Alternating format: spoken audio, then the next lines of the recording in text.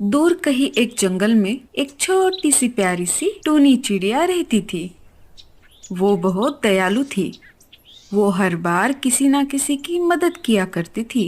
बूढ़े पंछियों की मदद करना, छोटे बच्चों को पढ़ाना, पंछियों को खतरों से बचाना, ये सब काम किया करती थी। एक दिन ऐसे ही टूनी चिड़िया जंगल में गाना गाते हुए जा रही थी। मैं हूँ एक छोटी सी चिड़िया, मुझे अच्छी लगती गुड़िया। मैं जंगल में उड़ती जाती, नहीं किसी से घबराती। जब चिड़िया ऐसे ही गाना गाते हुए जंगल में घूम रही थी, तभी उसे कहीं से आवाज आई। ओ चिड़िया, अरे ओ प्यारी चिड़िया, मैं तड़प रही हूँ नीचे, कोई पानी में मुझे खींचे। तभी टूनी चिड़िया को नदी के किनारे एक मछली तड़पते हुए दिखाई दी।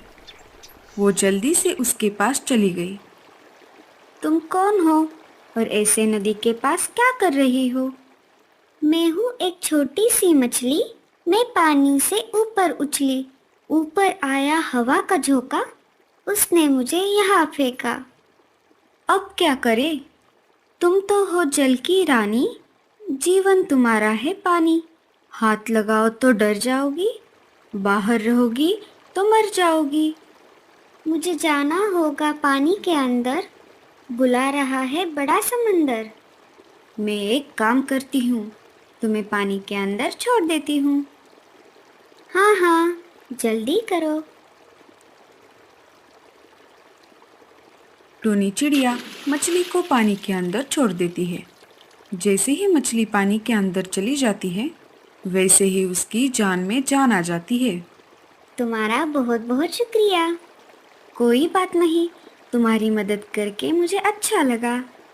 तुम पानी में कहाँ रहती हो? तुम्हारा घर कहाँ है? मैं यहाँ पर तैरते तैरते आई थी, पर मेरा घर बहुत दूर है, पर बहुत अच्छा है। काश मैं भी पानी में तैर सकती तो तुम्हारा घर भी देख सकती। देखना चाहोगी? हाँ जरूर, पर मैं कैसे आऊँ पानी में? मैं तो पानी में सांस भी नहीं ले सकती। चिंता मत करो, मैं हूँ ना। तुम पानी के ऊपर उड़ना, मैं नीचे से एक बुलबुला बना दूंगी। तुम उसमें घुस जाना, फिर तुम मेरे साथ चलो, मैं तुम्हें सब जगह ले जाऊंगी। जब जी चाहे तब वापस आ जाना। हाँ हाँ, ये सुझाव तो बहुत अच्छा है। टूनी चिड़िया पानी के ऊपर उड़ने लगती है। तभी मछली नीचे से एक बड़ा गुब्बारा बना लेती है। टूनी चिड़िया उसके अंदर आ जाती है। अपने पैर धीरे धीरे चलाओ, धीरे चलाओगी तो धीरे धीरे चलोगी। ये गुब्बारा फूटेगा नहीं, ये बहुत खास किस्म का गुब्बारा है। अब चलो मेरे साथ। जैसे जैसे टूनी चिड़िया पैर चलाते गई, वैसे ही वो गुब्बारे के साथ पानी में चली गई। ये सब पीछे से नागराज देख रहा था। अब आई चिड़िया मेरे हाथ में। मैं अब जल्दी से पानी के अंदर चला जाऊंगा और चिड़िया का गुब्बारा फोड़कर उसे खा जाऊंगा। टूनी चिड़िया पानी के अंदर थी। इससे पहले उसने ऐसा नजारा कभी भी नहीं देखा था। वाह, कितना सुंदर है ये सब। कितना मजा आता होगा तुम्हें यहाँ पर। हाँ, मजा तो आता है, पर हमेशा किसी ना किसी का डर रहता है। वो कैसे? जैसे मैं यहाँ पे रहती हूँ, वैसे ही मेरे जैसे हजारों, कुछ अच्छी तो कुछ बुरी, कुछ छोटी तो कुछ बड़ी, अलग अलग प्रकार की मछलियाँ भी रहती है। कोई पानी के अंदर की घास खा जाता है तो कोई उन मछलियों को ही खा जाता है। पर क्या करे, ये तो पर्यावरण का एक हिस्सा है। ये तो हमारे जमीन पर रहने वाले जानवरों के जैसा ही है। जमीन हो या आसमान, हमेशा डर के साए में ही जीना पड़ता है। पर मैं नहीं डरती किसी से। चलो, मैं तुम्हें मेरा घर दिखाती हूँ।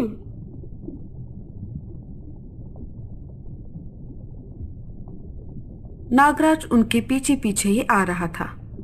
तुम पानी कैसे पी लेती हो? अरे बाबा, हम भी मुंह से ही पानी पीते हैं। तुम्हें क्या लगा? मुझे लगा तुम तो पानी में ही रहती हो, तो पानी पीने की क्या जरूरत। जैसे ही दोनों आगे बढ़ते रहे वैसे ही आगे से बड़ा शार्क आ जाता है। अरे बाप रे, चलो भागो यहाँ से।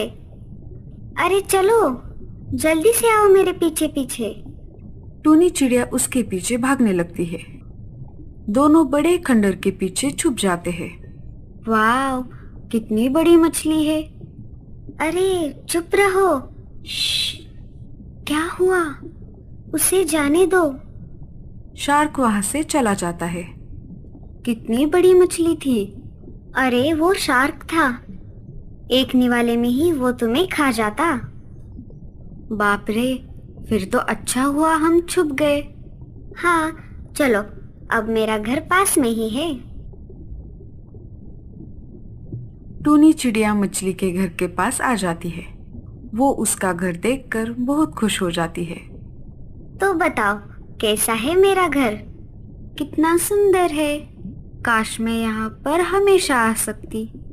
हाँ, तुम आ सकती हो, बस मुझे पुकारना, मैं तुम्हारे लिए गुब्बारा बना दूंगी। ठीक है, अब मैं चलती हूँ, मुझे घर जाना होगा। बाय बाय प्यारी चिड़िया, वापस जरूर आना। हाँ। टूनी चिड़िया ऊपर आने लगती है, तभी नागराज नीचे से उस पर हमला करने झपट पड़ता है। पर टूनी चिड़िया ऊपर उड़ जाती है और गुब्बारा नागराज के मुंह में ही फंस जाता है। जैसे ही नागराज उसमें फंस जाता है वैसे ही वो आसमान में उड़ने लगता है। अरे ये क्या हो रहा है? अरे कोई बचाओ! अरे ये क्या हो गया? कहाँ पर फंस गया मैं? देखा नागराज, मुझे खाने का प्रयास करोगे तो ऐसे ही बुरा फंस जाओगे। अब आई अक्ल ठिकाने। लाडो चिड़िया पेट सी थी और जल्द ही अंडे देने वाली थी। बारिश का मौसम था। आए दिन जंगल में जोरदार बारिश हो रही थी। बीच बीच में बिजली भी गिर रही थी। लाडो चिड़िया का घोंसला कमजोर था। मेरा घोंसला तो बहुत कमजोर है और ऊपर से बारिश का मौसम। मैं क्या करूं? सब पंछी अपने अपने घोंसले पक्के करने में लगे हैं। मैं किससे मदद मांगूं? इस अवस्था में मैं कहीं उड़कर बाहर भी नहीं जा सकती। हे ऊपर वाले, बस अब तेरा सहारा है। तभी कालू कौवा लाडो चिड़िया के घोंसले में आ जाता है। अरे लाडो, तुम आज की सभा में क्यों नहीं आई? मैं जल्दी अंडे देने वाली हूँ कालू भैया, और इस अवस्था में मैं कैसे आ सकती थी? आप बताइए, क्या हुआ आज की सभा में? आज मौसम की जानकारी देने वाले पक्षी भी सभा में शामिल थे।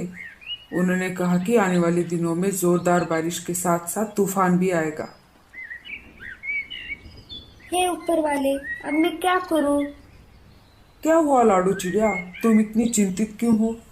मुझे मेरे आने वाले बच्चों की चिंता है कालू भैया। मेरा घोंसला तो बहुत कमजोर है। अगर तूफान आएगा तो मेरा घोंसला टूट जाएगा। अब आप ही बताइए, मैं क्या करूं? तुम चिंता मत करो लाडो, हम जरूर कुछ ना कुछ उपाय करेंगे। इतना बोलकर कालू कौवा वहां से चला जाता है।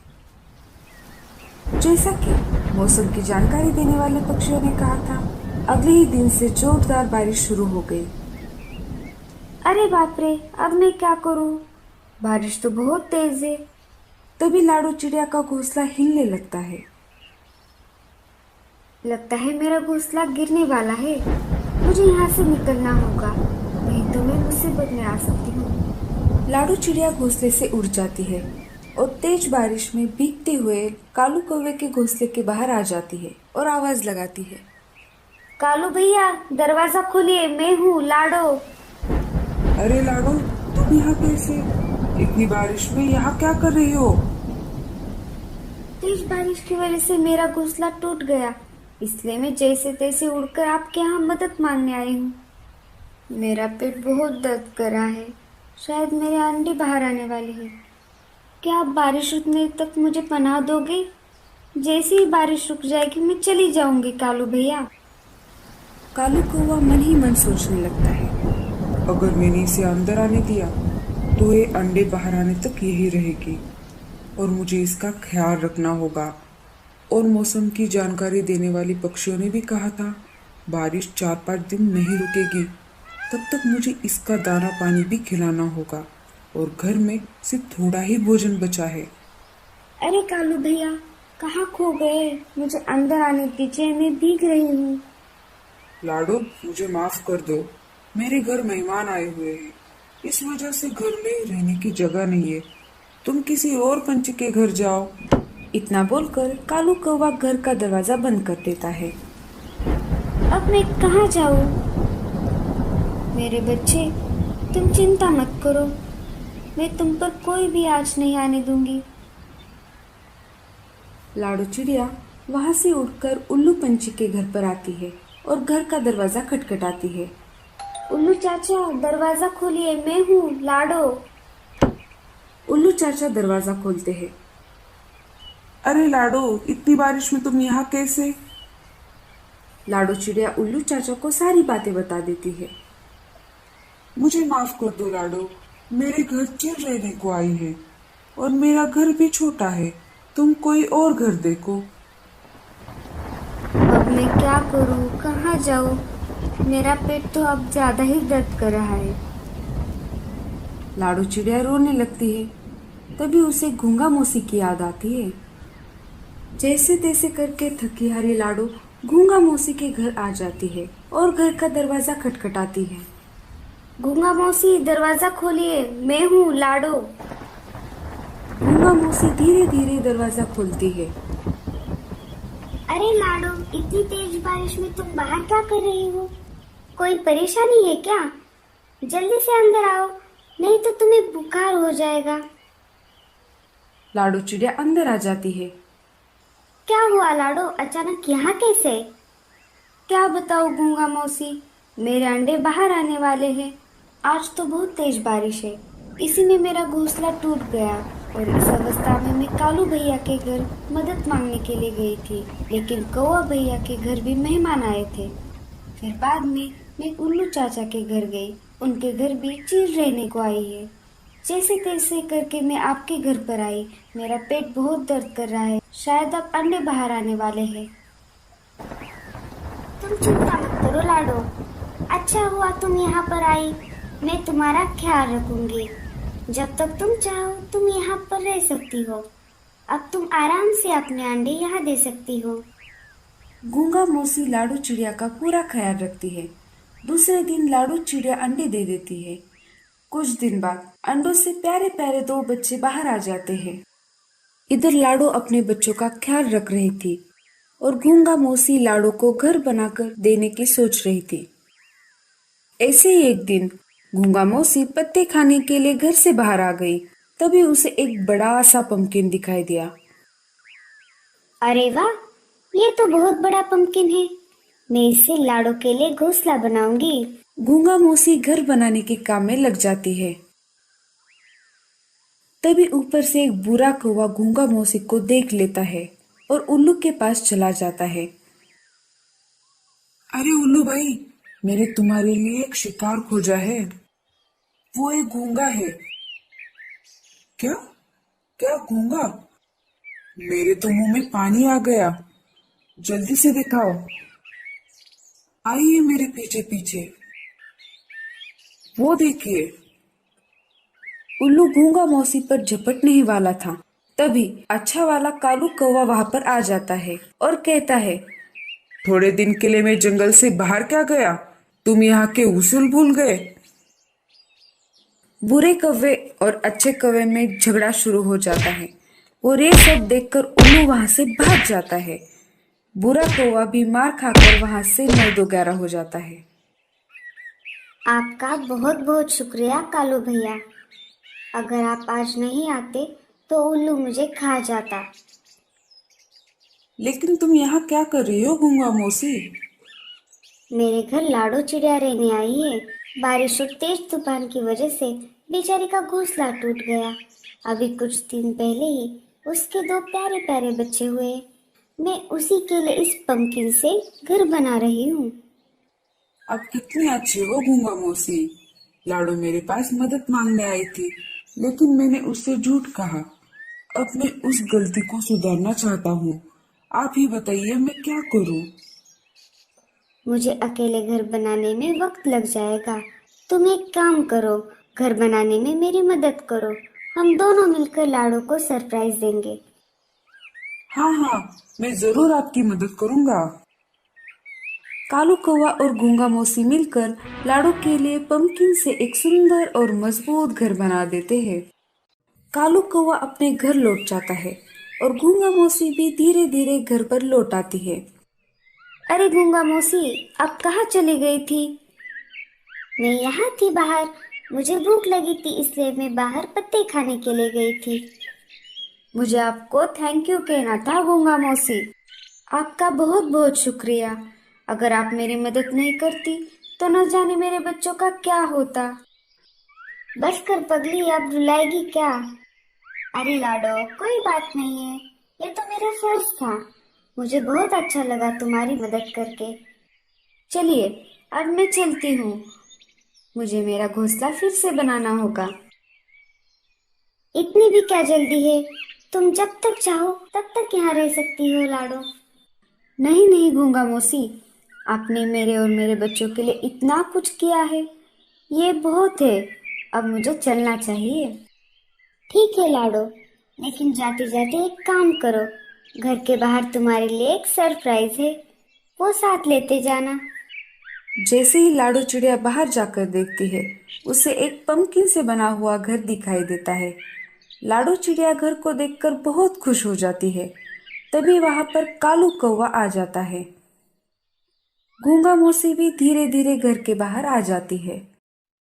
कैसा लगा सरप्राइज? बहुत अच्छा है।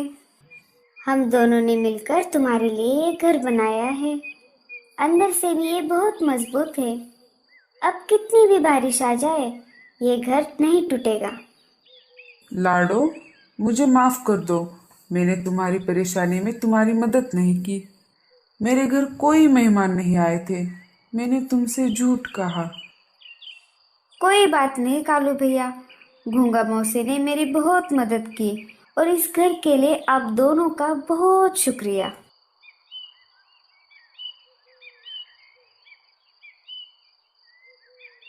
कालू कौवा लाडो चिड़िया के नए घर को पेड़ पर रख देता है। फिर लाडो चिड़िया अपने प्यारे बच्चों के साथ खुशी से जिंदगी बिताती है। तो बच्चों, आपको ये कहानी कैसी लगी और आपको इस कहानी से क्या सीख मिली?